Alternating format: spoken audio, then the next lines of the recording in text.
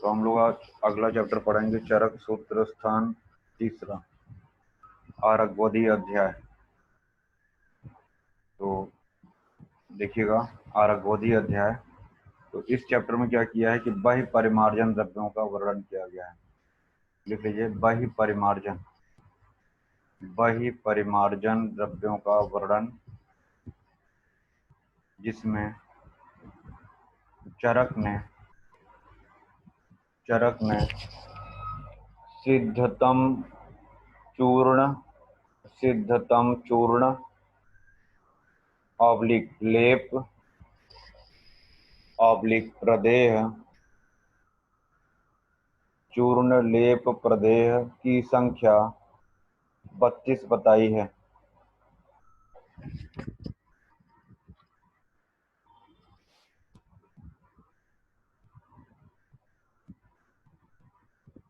जिनमें एक स्वेदहर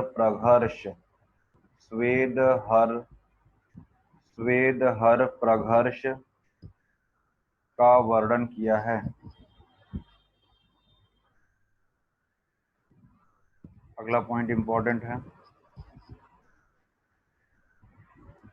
पुष्टहर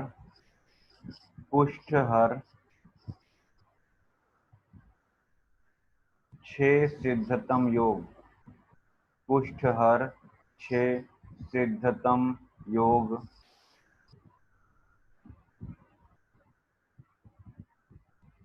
जिनमें गोपित्त ब्रैकेट में गोरोचन की भावना देते हैं।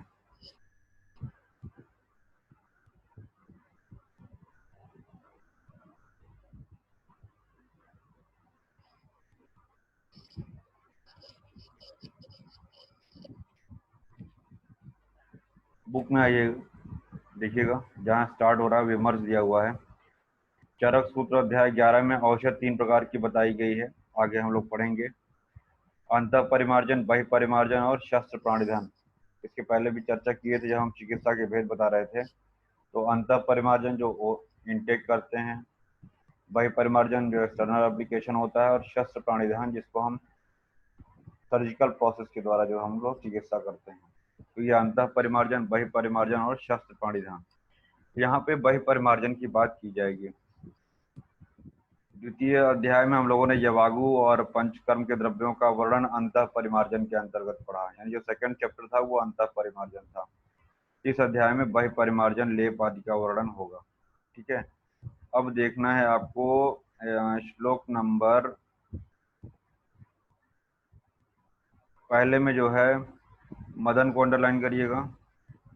पहले लाइन में मदन, थर्ड लाइन में गुग्गुलु कृष्णगंधा हैं तो बहुत, गुग्गुलु कृष्णगंधा। चौथी लाइन में वत्सक यानी कुटज हो गया। पांचवी लाइन में त्रिवृत, गैरिक,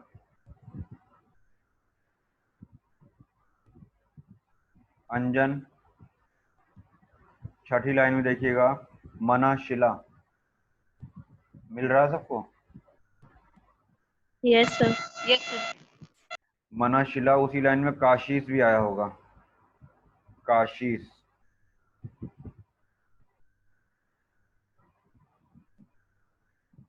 और अगली लाइन में गोपित्त पीता पुनरेव पिष्टा। यही हमने आपको लिखा है, गोपित्त की भावना। अगली लाइन में देखिएगा सर्षप तैल युक्ता चूर्ण प्रदेहा भिषजा प्रयोज्या।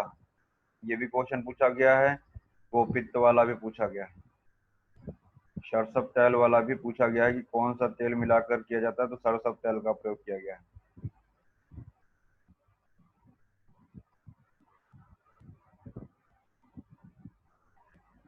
तो याद रखिएगा, आरगवध पहला, दूसरा श्रेयाह करके है, तीसरा ग्रंथिष्ठ करके है।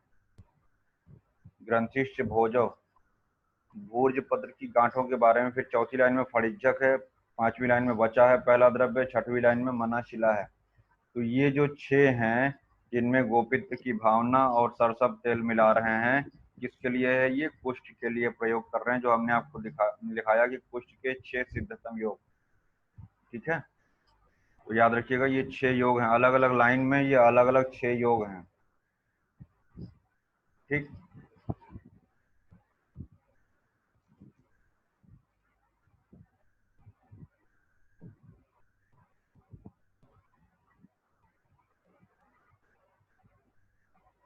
गोपित्त और सरसप तेल याद रखिएगा। पेज पलटिएगा।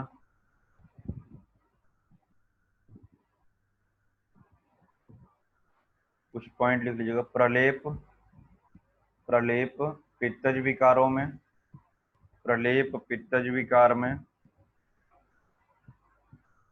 प्रदेह कफवात विकार में, प्रदेह कफवात विकार में, वर्टिकल लिखिएगा जैसे लिखाते हैं चार्ट फॉर्म में। प्रलेप उसके बगल में पित्तज विकार में, प्रदेह कफवात विकार में, और आलेप, आलेप रक्त पित्तज व्याधि में, या रक्तज और पित्तज व्याधि में, या पित्तज और रक्तज, पित्तज और रक्तज व्याधि में।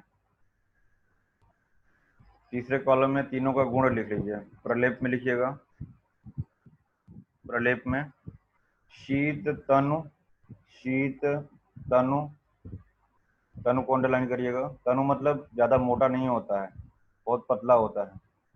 ये नहीं बहुत ज्यादा लेप लगा दिया, बहुत ज्यादा मोटा कर दे उसको, परत उसकी बहुत पतली परत होती है। तनु, कॉमा अविशोषी, विशोषी, अविशोषी विशोषी दोनों, अविशोषी विशोषी। दूसरा प्रदेह जो कफ वातज हो गया, इसमें लिखिएगा जब कफ और वात में है तो जाहिर सी बात है उष्ण होगा। लिखिएगा उष्ण, ऑब्लिक कभी कभी शीत भी होता है ये। उष्ण शीत। बहल, बहल अविशोषी, बहल अविशोषी।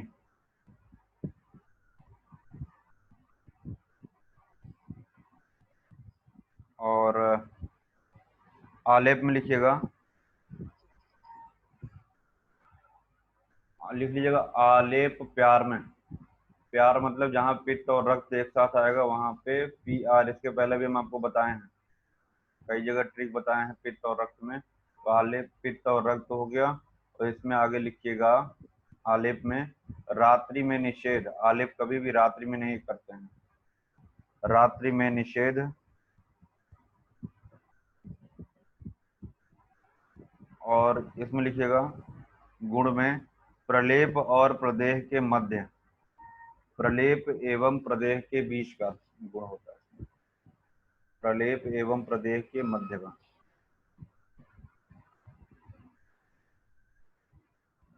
विमर्श में देखिएगा 8वें श्लोक के पहले जो विमर्श दे रखा है चक्रपाणी से स्टार्ट हुआ है, मिला कि नहीं?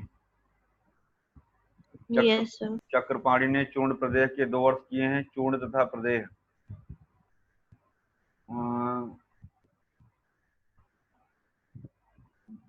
हाँ, यहाँ देखिए लेप के प्रलेप और प्रदेह 2 भेद होते हैं, मिला 5वीं लाइन में। Yes sir.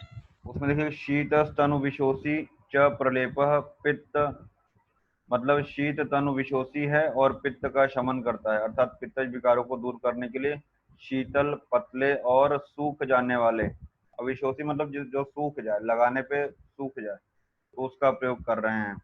आर्द्रो घनस्थ उष्ण स्याद प्रदेह श्लेष्म वातः, ये हमने आपको लिखा दिया हिंदी में कि आर्द्र होता है, उष्ण होता है और कफवात शामक होता है प्रदेह।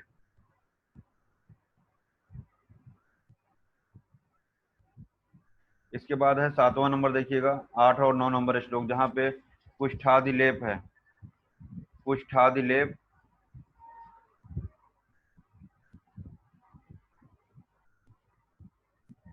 तो इसमें हरिद्रा को अंडरलाइन करिएगा, सरसप तैल यहाँ भी अंडरलाइन करिएगा, हिंदी में लिखा हुआ है 4थी लाइन में सरसप तेल।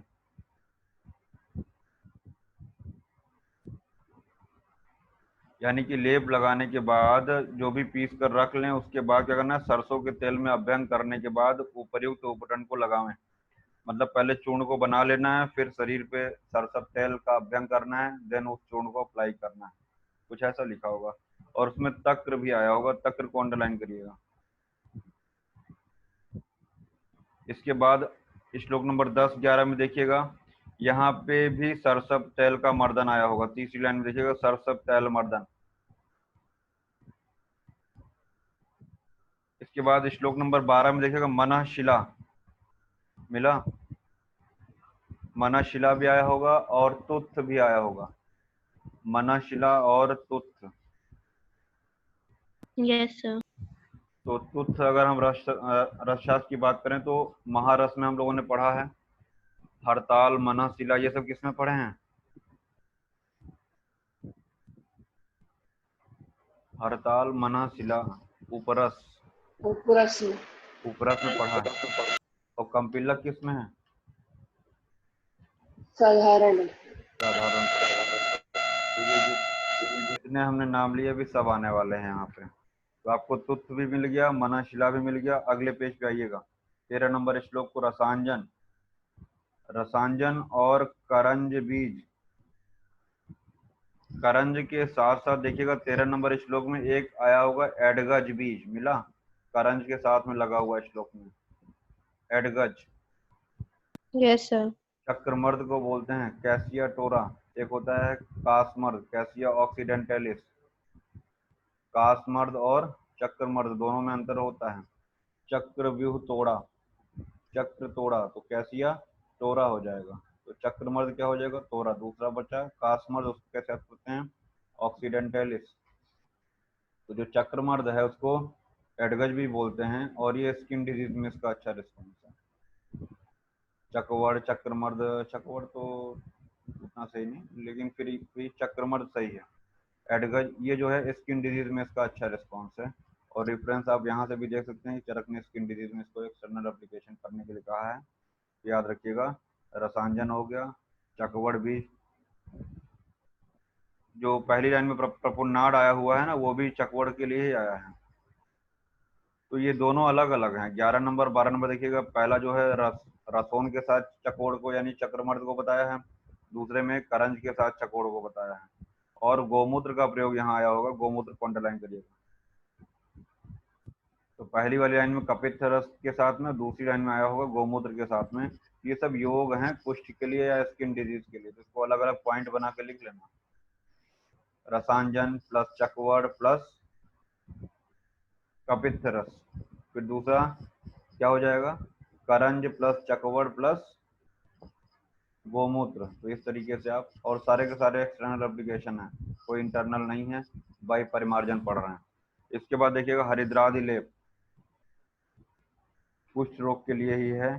फिर इसके बाद मनःशिला का एक और दिया हुआ देखिएगा, 15 नंबर श्लोक मिला, वहां भी मनःशिला आया हुआ है।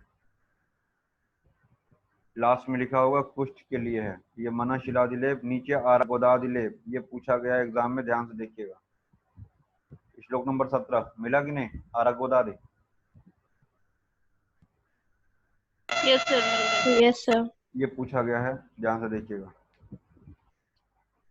आर्गोदादिलेप चतुरंगुल आया है, चतुरंगुल अमलतास को बोलते हैं या आरगवत को बोलते हैं। हमने बताया कि दो नोट्स के बीच में 4 अंगुल का गैप होता है, इसीलिए उसको चतुरंगुल बोलते हैं। जो लीफ लगी होती हैं, दो लीफ के बीच का गैप देखेंगे तो 4 अंगुल का होता है, इसलिए उसको चतुरंगुल कहते हैं। तो आरगवद तक्र के साथ में, और वहां पे काकमाची को अंडरलाइन करिएगा, काकमाची को अंडरलाइन करिएगा, यानी कि अमलतास पत्र, काकमाची, और एक शब्द आया होगा परणान्यथ, परणान्यथ, परणान्यपिष्टा। ताजी पत्ती लेना है, ताजी पत्ती को अंडरलाइन करिएगा। और करवीर की पत्ती, करवीर की पत्ती लेनी है आपको।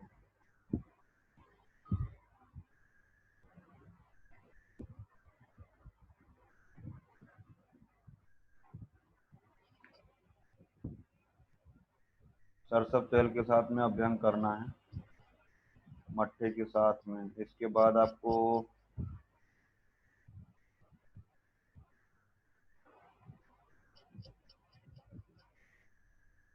श्लोक नंबर 19 के विमर्श में देखिएगा, एक वात व्याधि और लेप मांस इत्यादि का प्रयोग करके वहां वेशवार शब्द आया होगा। अब वेशवार क्या होता है, विमर्श में आया है निरस्थि पिष्टम पिष्टम स्विन्नम, मतलब कि बिना अस्थि के पशुओं का जो मांस होता है उससे जो है मसाले वगैरह ये सब डाल के जो बनाया जाता है उसको वेशवार कहते हैं। पिष्टम स्विन्नम गुड़ घृतान्वितम, इन सब के प्रयोग के द्वारा जो बनाया जाता है मांस, मतलब उसमें निरास्थि बिना अस्थि के, अस्थि को निकाल के उसको वेशवार कह रहे हैं।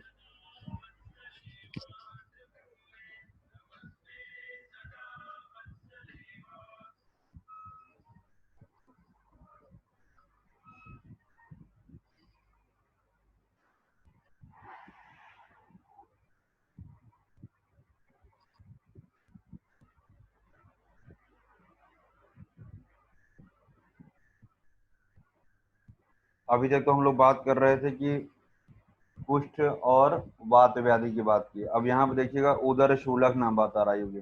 उदर के शूल में क्या प्रयोग करेंगे, तो आया होगा तक्रेण युक्तम यव चूर्णम उष्णम, अंडरलाइन करिएगा, तक्रेण युक्तम यव चूर्णम उष्णम, सछारम, छार को भी अंडरलाइन करिएगा। यव का आटा यवक छार को तक्र में पीसकर गर्म कर पेट पर यानी उदर पर लेप करना है। इससे उदर का शूल, जठर का जो शूल होता है वह शांत हो जाता है। ठीक है, तो यवक्षार तक्र, इसका लेप करना है जठर पे यानी उदर पे। अगली लाइन देखिएगा 21वें में मधुक और मधुक दोनों आया है, मुलेठी और मधुक दोनों आया है, उसको अंडरलाइन करिएगा। श्लोक नंबर 22 में वात रक्त के लिए आया है। वात रक्त की चिकित्सा में भी आप वहां जहां हम लोग चिकित्सा पढ़े थे वहां इसको नोट कर सकते हैं। वात रक्त की चिकित्सा में भी वहां कर सकते हैं कि सूत्र 3 में एक एक्सटर्नल लेप बताया है चरक में, तो जिसमें रासना है, गुड़ची है, मधु है ना, मुलेठी वाला, तो ये सब याद रखिएगा। जीवक ऋषभक का भी प्रयोग आया होगा, जीवनी द्रव्य के जो जो दोनों हैं जीवक और ऋषभक का भी यहाँ पे आया है प्रयोग। गोधूम, गेहूं का प्रयोग बता रहे हैं, किसके साथ, छगली पर, बकरी के दूध के साथ में। गोधूमादि लेप कहाँ करें, गेहूं का आटा, बकरी का दूध, घृत में मिलाकर वात रक्त, वात रक्त को अंडरलाइन करिएगा, वाते सरकते, वात रक्त में गेहूं का और बकरी के दूध का लेप लगा रहे हैं। वात रक्त की वेदना, नत उत्पल चंदन कुष्ठ युक्तम शिरो रुजाया सघृतम प्रदेह। नत जो होता है तगर को बोलते हैं, ठीक है। उत्पल नील कमल को बोलते हैं, जो कमल के 7 भेद होते हैं, 7 नाम हैं, किस महाकषाय में आते हैं, किस महाकषाय में कमल के 7 नाम हैं, अभी बताते हैं थोड़ी देर में। विरंजनी करके हैं, तो वात रक्त में हो गया ये गोधूम और का दूध। तो ये शिरासूल वाला लेप याद रखिएगा। नीचे वाला देखिएगा प्रपोंड्रकादि लेप, हम लोगों ने एक बार वहां भी पढ़ा है, कहाँ पे पढ़ाए हैं, प्रपोंड्रकादि लेप हमने आपको पढ़ाया एक बार और।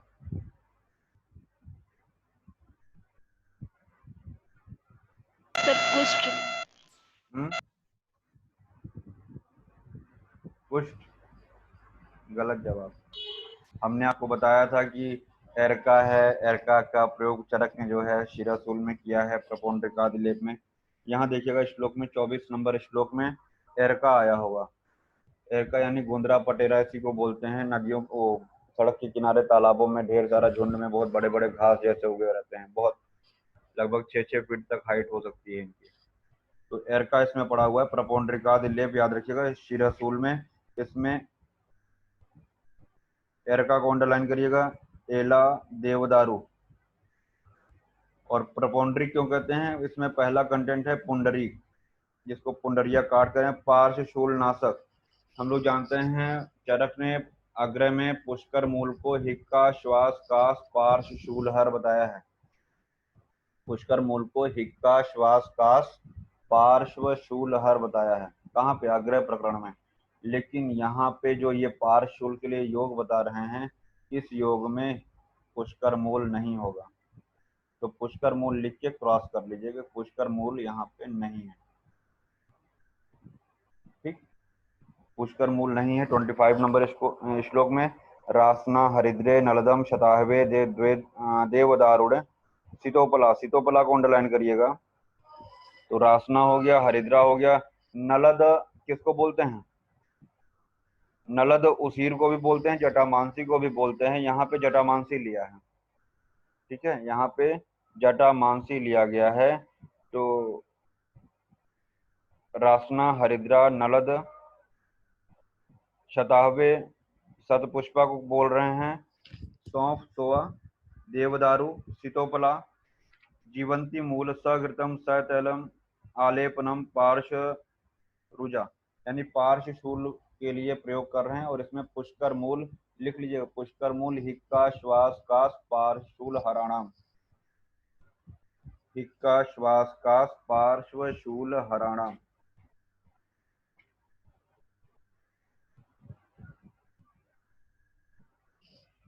अगला है एक दाह शामक लेप, दाह शामक लेप।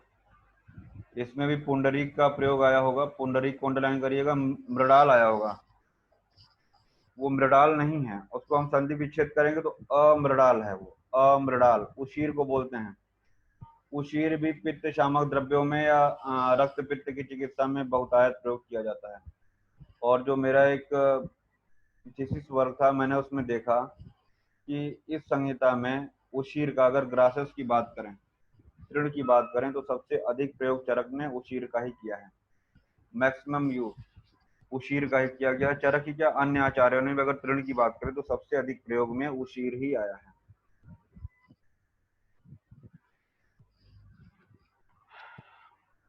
तो दाह शामक लेप में आपका उशीर हो गया। अमृडाल यानी कि उशीर खस को कह रही है। फिर उसके बाद पुंडरीक है, लोध्र प्रियंगु को अंडरलाइन करिएगा। एक दाह शामक लेप और है, द्वितीय,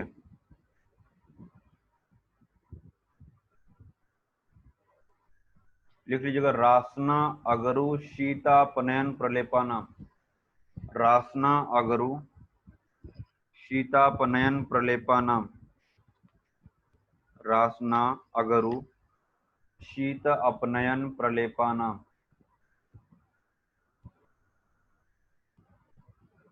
अपनयन का मतलब होता है कम करना, अपनयन का मतलब होता है कम करना। तो रासना और अगरु जो होता है शीतलता को कम करते हैं, यानी कहीं न कहीं वो शीतलता को कम करके उष्णता उत्पन्न करते होंगे। ठीक है, ये भी अग्रह का है। डेली आपको 3-4 अग्रह का हम हर क्लास में बताएंगे। तो रासना अगरु शीता अपनयन प्रलेपानाम। अगला श्लोक देखिएगा 28 नंबर, शीतनाशक लेप, यानी कि वही जो हमने आपको बताया शीतापनयन प्रलेपानाम, वही चीज है शीतनाशक का, वही मतलब हुआ शीतापनयन प्रलेपानाम। देखिए यहाँ क्या क्या है, रासना आया है, इसमें रासना आया होगा। Yes sir. लास्ट में जो पहला वाला श्लोक है ना, 28 में 2 लाइनें हैं। तो जो पहली वाली शीतनाशक लेप उसको लिख लीजिएगा, और जो सेकंड वाली लाइन है विषम शीरीषस्तु सिंधुवारा, वह विषनाशक लेप है। तो इसी श्लोक में दोनों हो गए हैं, शीतनाशक लेप भी है और विषनाशक भी लेप है। तो विषनाशक में हम जानते हैं शीरीष विषग्ना नाम, लेकिन शीरीष के साथ में सिंधुवार भी है। सिंधुवार निर्गुंडी को बोलते हैं, सिंधुवार निर्गुंडी को बोलते हैं, वाइटेक्स निगुंडो वर्बिनेसी। तो सिंधुवार निर्गुंडी सेमहालू मेवड़ी, ये सब निर्गुंडी के नाम हैं। 5 लीव चेस्ट, उसको जो है शीरीष के साथ में एक्सटर्नल एप्लीकेशन बताया चरक ने विष की चिकित्सा के लिए, है ना। और शीतनाशक में हो गया आपका रासना और अगरू दोनों आया होगा, सॉरी अगरू नहीं, दारू, देवदारू, रासना और देवदारू। और अग्रह वाला जो हमने आपको बताया वो जरूर याद करिएगा।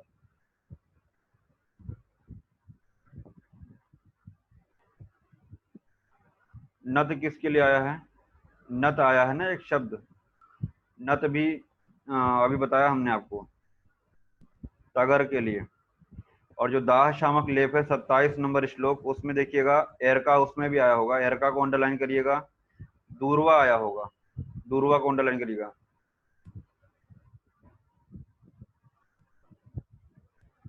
27 नंबर में दूर्वा और एरका, साथ ही साथ कुश काश, उसको भी अंडरलाइन करिएगा। कुश काश,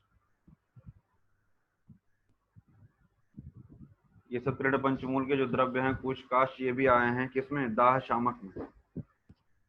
एरका 2 जगह बता दिया हमने आपको, दाह शामक में भी है और शिरशूल वाले प्रपोंड्रिक लेप में भी है। नीचे आइएगा, की छाल का लेप, और फिर इसके बाद अगला देखिएगा शिरीषादि स्वेदहर, शिरीषादि स्वेदहर प्रघर्ष। हमने आपको अभी स्टार्टिंग लिखाया था स्वेदहर्ष प्रघर्ष, एक लिखाया था ना स्टार्टिंग में, जहां यस 32, सर, यस सर। वही है ये लास्ट वाला 29वां। स्वेदहर प्रघर्ष को अंडरलाइन करिएगा। और उस स्वेदहर प्रघर्ष में क्या क्या है? शिरीष है, लामज्जक है, उशीर है। शिरीष, लामज्जक, उशीर, इन सभी का प्रयोग किया गया है। और दुर्गंध नाश में, दुर्गंध नाश, जैसे कोई बहुत कफज प्रकृति के लोग होते हैं, उन किसी के पास बैठ जाते हैं, बहुत दुर्गंध आती है उनके शरीर से, तो उस दुर्गंध के लिए भी चिकित्सा बताई है, देख लीजिएगा। उसमें क्या है? तेजपत्र है, सुगंध वाला, अभय है, ठीक है। अभय से, अगर अभया होता तो हरितकी हो जाता, अभय से चक्रपाणी ने टीका में उशीर लिया है, ठीक है। अभय से चक्रपाणी की टीका से इसको उसीर लिया गया है। इस प्रकार से ये 32 लेप। इसमें देखिए क्वेश्चन कैसे बनता है, मैं बता दे रहा हूँ, ज्यादा परेशान होने की जरूरत नहीं इस चैप्टर में।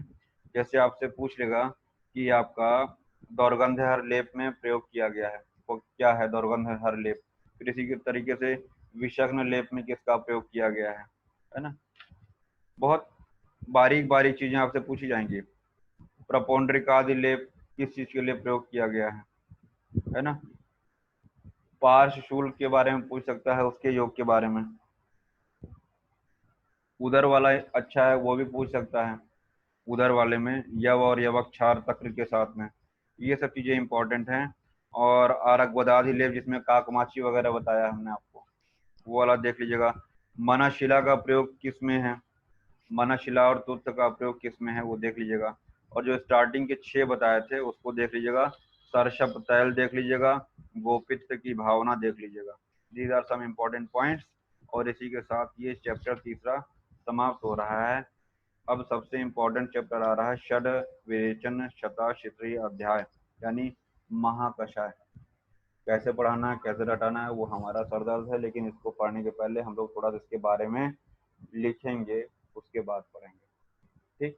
तो अगली क्लास में षड विरेचन शताशीतरी कल सवेरे, और अगली क्लास में हम स्नेहन पूरा करेंगे पंचकर्म की क्लास, ठीक है, शाम को 6 बजे से, शाम 6 बजे से आज पंचकर्म, और कल सवेरे 8 बजे से सूत्र 4। धन्यवाद।